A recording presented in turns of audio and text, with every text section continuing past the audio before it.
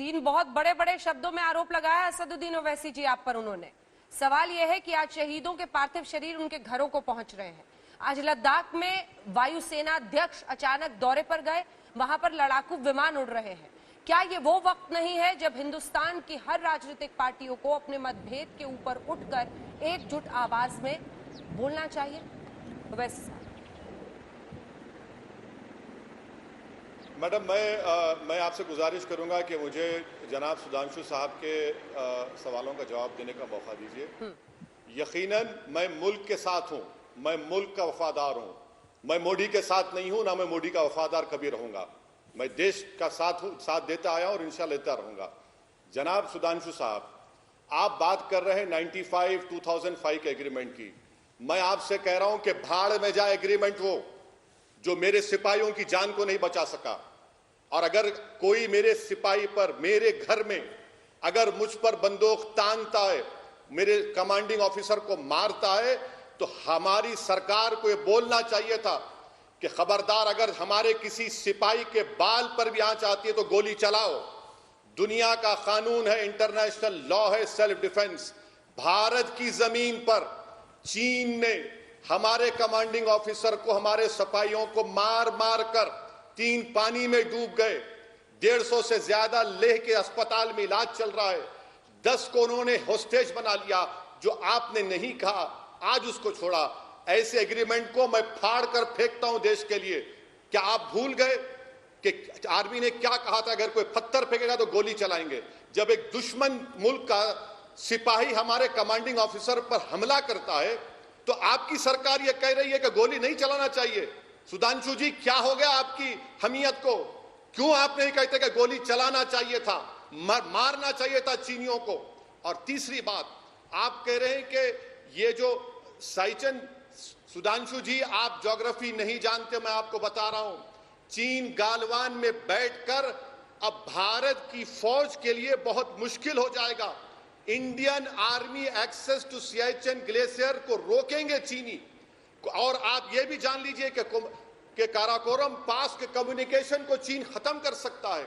मेरे सवाल का जवाब दीजिए। मैं जो कुछ कह रहा हूं, मुझे कोई इंटेलिजेंस नहीं, बल्कि मीडिया में वाइडली रिपोर्ट हुआ है कि अप्रैल में आईबी ने रिपोर्ट दी, और फिर मई 5 को, मई 9 को, मई 17 को, ये तमाम मीडिया ने रिपोर्ट किया। आप इंडिया टुडे के चैनल पर मैप देख लीजिए कि आज भी चीन बैठा हुआ है। क्या चीन, सुधांशु जी, भारत की जमीन पर नहीं बैठा हुआ है?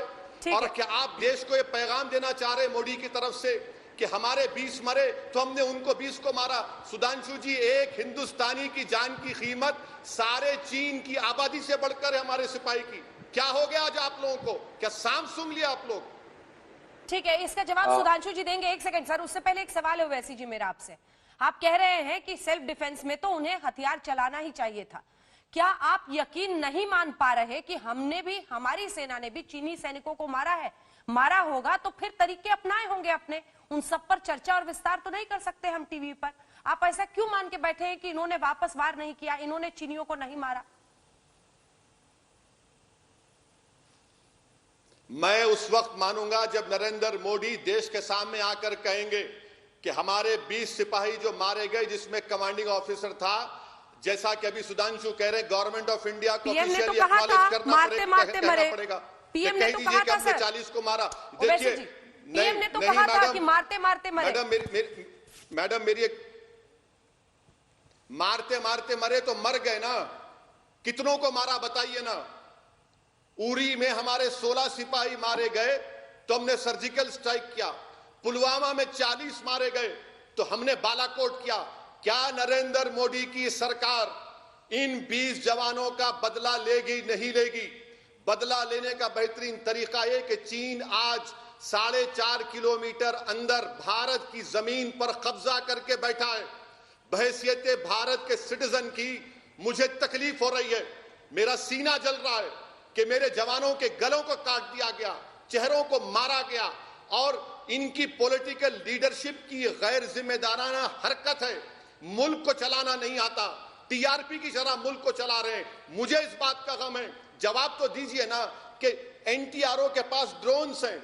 मैडम, हर साल दिसंबर में आईटीबीपी मीटिंग लेता है कि आईटीबीपी किस इलाके की पेट्रोलिंग करेगा। अरे मैडम सुधांशु जी को बता दीजिए कि पूरे लद्दाख का हमारा लेफ्टिनेंट जनरल वो मीटिंग करता है एक चीन के मेजर जनरल के साथ। ये हमारे सिपाहियों की इज्जत है? बताइए आप कि पूरे लद्दाख का लेफ्टिनेंट जनरल एक मामूली मेजर जनरल से बात करता है। क्या हो रहा है हमारे देश में?